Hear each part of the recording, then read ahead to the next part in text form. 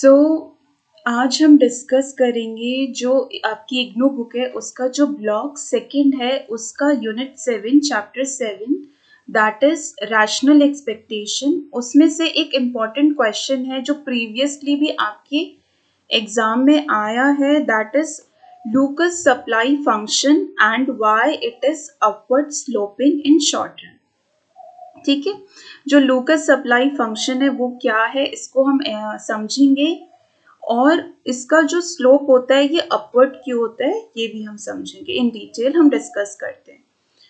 सो ये जो लूकस supply curve है, फंक्शन है, इसको किसने दिया था? रॉबर्ट लूकस ने दिया था 1970s में। 1970s में रॉबर्ट लूकस ने ये कर्व दिया था। जनरली ये क्या बोलता है, ये जो कर्व है, ये फंक्शन है, ये क्या बोलता है? ये फंक्शन ये बोलता है कि जो एग्रीगेट सप्लाई है, सप्लाई में चेंजेस आते हैं प्राइस की वजह से, वो चेंजेस तभी आएंगे जो प्राइस में चेंज आए वो अनएक्सपेक्टेड है। ठीक है, ऐसे चेंजेस आना प्राइस में जो हमने पहले से एक्सपेक्ट नहीं किए थे, उसकी वजह से एग्रीगेट सप्लाई में चेंज आता है। ठीक है, एग्रीगेट सप्लाई में कब चेंज आ रहा है? जब अनएक्सपेक्टेड चेंज आ रहा है। अनएक्सपेक्टेड चेंज आ रहा है किसमें? प्राइस लेवल में। ठीक है,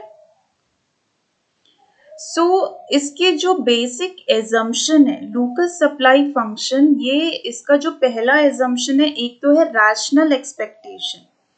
ठीक है, ये कंसिडर करता है रैशनल एक्सपेक्टेशन को। दूसरा ये क्या बोलता है? इम्परफेक्ट इंफॉर्मेशन है, इम्परफेक्ट इंफॉर्मेशन है। और प्राइजेस क्या है?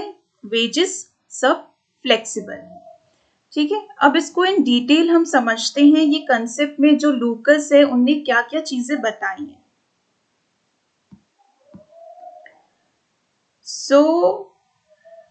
जो लूकस हैं वो कहते हैं कि जो इकोनॉमिक एजेंट्स होते हैं, इकोनॉमिक एजेंट्स कौन से हो गए? जो भी आपके जो कंज्यूमर भी होता है, प्रोड्यूसर होता है, सेलर होता है, वर्कर, सारे जितने भी इकोनॉमी में वर्क करते हैं, इकोनॉमी से रिलेटेड जितने भी लोग हो गए, जो इकोनॉमिक एजेंट्स हो गए, वो उनका जो मेन कंसर्न होता है, उनका मेन कंसर्न क्या होता है? Relative price. उनका जो फोकस किस पे होता है? रिलेटिव प्राइस पे।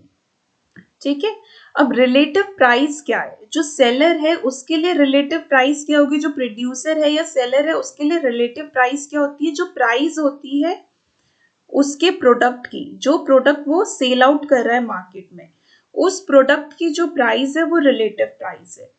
और जो वर्कर है उसके लिए प्राइस क्या हो गई? उसकी वेजेस, रियल वेजेस। ठीक है,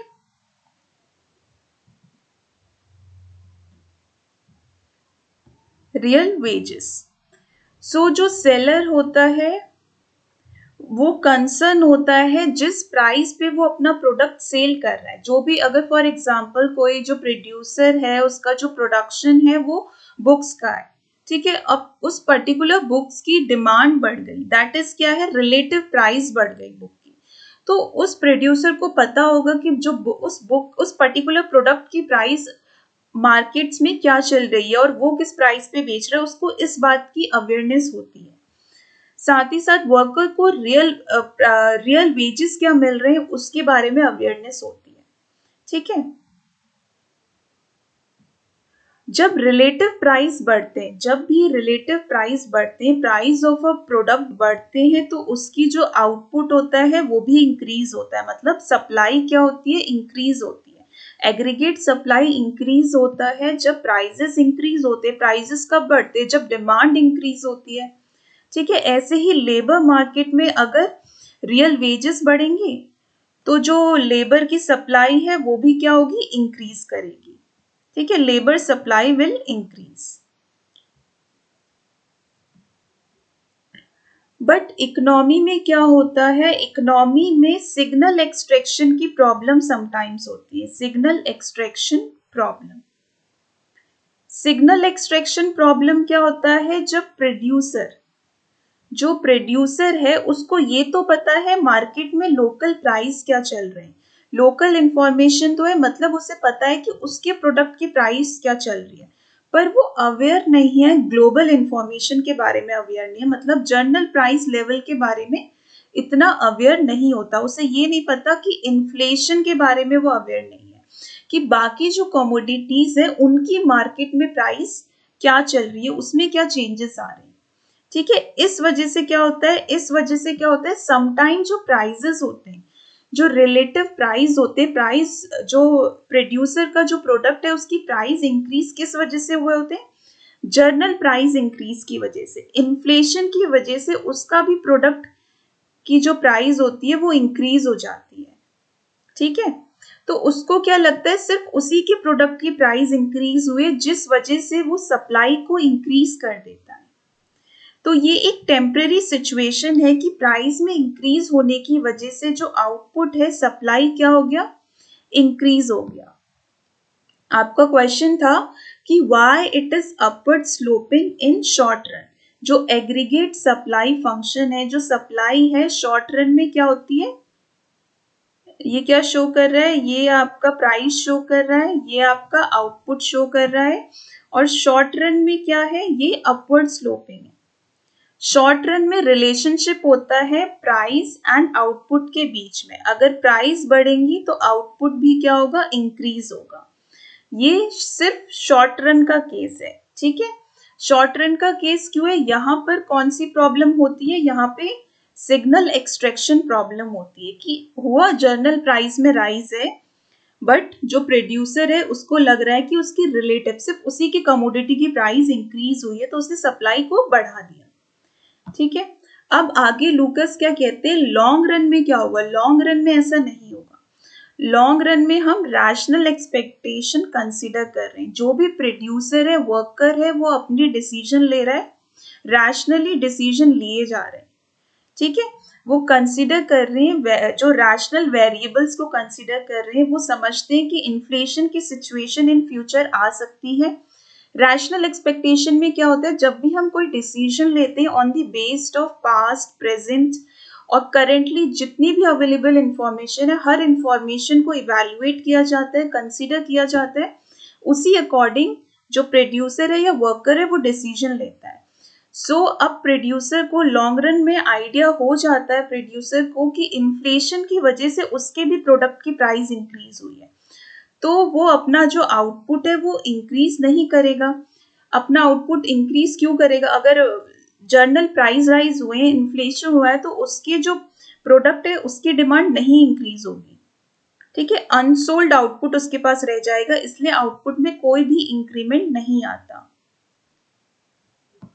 सो इन लॉन्ग रन, अगर लॉन्ग रन में हम कर्व देखें, एग्रीगेट सप्लाई कर्व का, ये आपका प्राइसेस शो कर रहा है, ये आपका आउटपुट शो कर रहा है, मतलब aggregate supply. Long run aggregate supply curve क्या होता है, वर्टिकली स्ट्रेट लाइन होता है, वर्टिकली स्ट्रेट लाइन। ठीक है, और ये क्या बता रहा है, कोई भी रिलेशनशिप नहीं है प्राइस एंड आउटपुट के बीच में। ठीक है, क्योंकि जो ये चेंजेस आए होंगे प्राइस में, जो प्रोड्यूसर है उसने पहले ही उसकी एक्सपेक्टेशन कर ली थी, पहले ही आइडिया लगा लिया था कि ये प्राइस राइज होंगे, उसी अकॉर्डिंग उसने अपने आउटपुट में पहले ही चेंजेस कर रखे थे। सो अब प्राइस इंक्रीज होने की वजह से वो आउटपुट को इंक्रीज नहीं करेगा। ठीक है,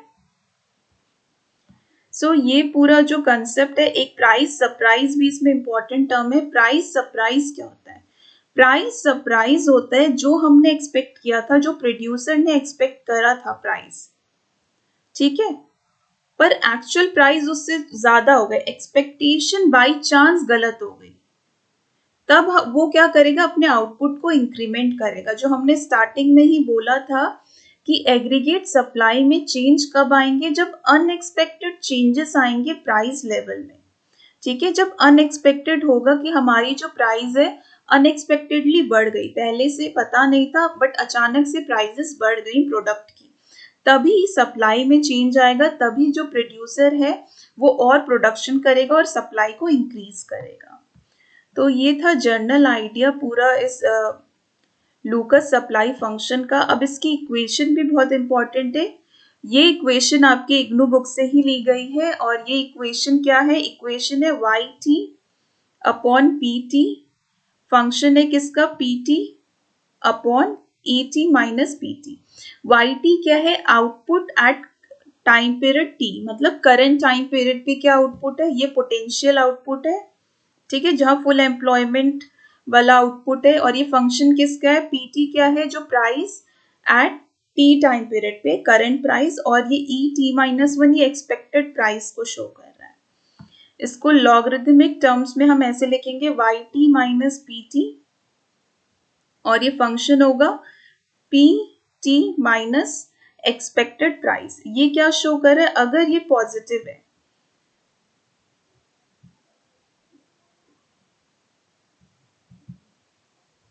अगर YT जो हमारा करंट आउटपुट है माइनस पोटेंशियल आउटपुट जो हमने एक्सपेक्ट किया था, जितना आउटपुट हमने प्रोड्यूस किया अपनी एक्सपेक्टेशंस के अकॉर्डिंग, रैशनल एक्सपेक्टेशन को कंसिडर करके, अगर एक्चुअल आउटपुट तब ज्यादा होगा, इनके बीच का जो रिलेशन होगा वो पॉजिटिव कब होगा, ये पॉजिटिव तब होगा जब जो एक्चुअल प्राइजेस हैं वो ज्यादा होंगे एक्सपेक्टेड प्राइस से। जो हमने एक्सपेक्टेशन रैशनल एक्सपेक्टेड प्राइस था उससे ज्यादा एक्चुअल प्राइस अगर होते हैं और इनके बीच का रिलेशन पॉजिटिव होता है, ठीक है, तब हमारा जो आउटपुट है इंक्रीज करेगा। मतलब हमारा एक्चुअल आउटपुट में इंक्रीमेंट तभी आएगा जब प्राइस सरप्राइज होगा, मतलब हमारा जो एक्सपेक्टेड प्राइस था वो कम है जो एक्चुअल में प्राइस मार्केट में प्रिवील कर रहे हैं। एक्चुअल प्राइस हमारा ज्यादा है एक्सपेक्टेड से, उसकी वजह से प्राइस सरप्राइज आएंगे, और प्राइस सरप्राइज की वजह से ही जो आउटपुट है वो इंक्रीज होगा, ठीक है, सप्लाई में चेंजेस आएंगे। सो ये इसकी इक्वेशन थी, डायग्रामेटिकली हमने देख लिया है। नाउ वी विल डिस्कस कि कैसे आपको आंसर राइटिंग करनी है। सबसे पहले अपने आंसर को इंट्रोड्यूस करना है, एक इंट्रोडक्शन देना है कि ये किसने दिया था, रॉबर्ट लूकस ने दिया था 1970 में। ये बोलते हैं कि कैसे अनएक्सपेक्टेड चेंज आने में प्राइस में, उसकी वजह से आउटपुट में चेंज होता है। ये केन्स के जो आइडियाज है, व्यूज है, उनको क्या करते हैं, चैलेंज करते हैं।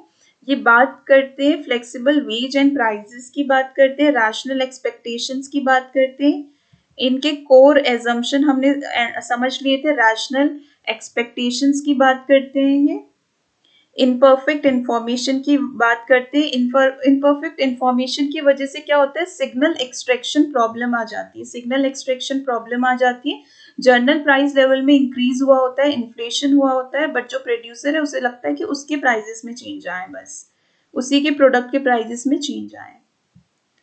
मार्केट क्लियरिंग की बात करिए कि जो प्राइस और वेज है वो फ्लेक्सिबल है।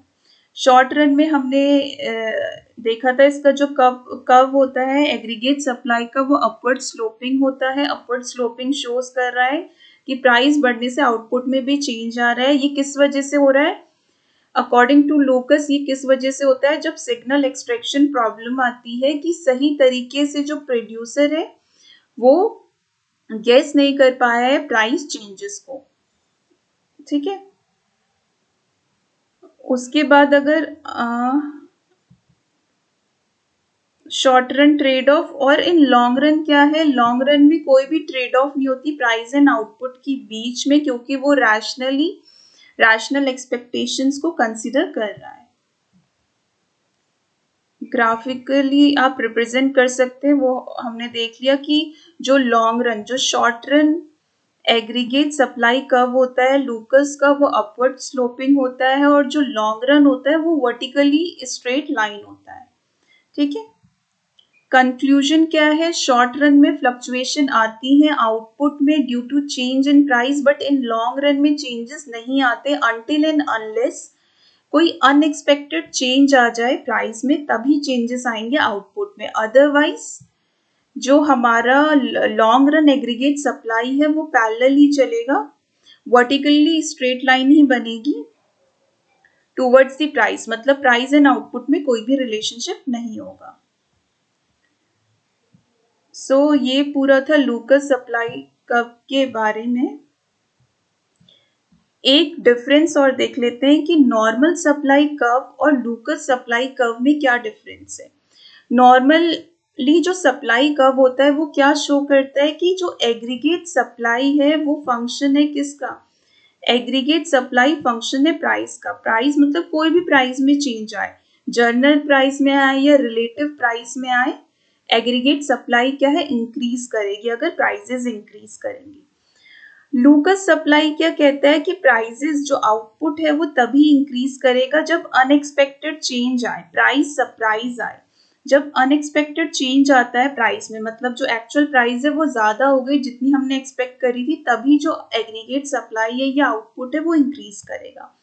नॉर्मल सप्लाई फंक्शन में परफेक्ट इंफॉर्मेशन का एजम्पशन लिया जाता है, इसमें बोला जाता है इम्परफेक्ट इंफॉर्मेशन है। ठीक है, जो नॉर्मली जो सप्लाई फंक्शन होता है वो रिस्पॉन्ड करता है सारे ही प्राइस चेंजेस से। ये कहाँ से लिया गया है, क्लासिकल और केनेशियन के मॉडल से, केनेशियन के मॉडल से, और न्यू क्लासिकल हमने रैशनल एक्सपेक्टेशन मॉडल से लिया गया है।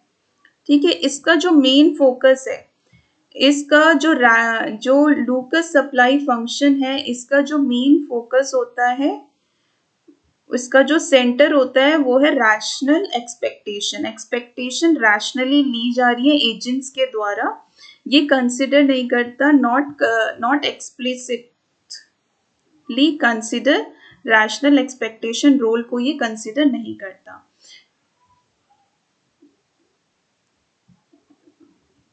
तो आपका जो ये लूकस सप्लाई फंक्शन था उसका कंसेप्ट कंप्लीट होता है। इन न्यू क्लास हम नेक्स्ट टॉपिक को डिस्कस करेंगे।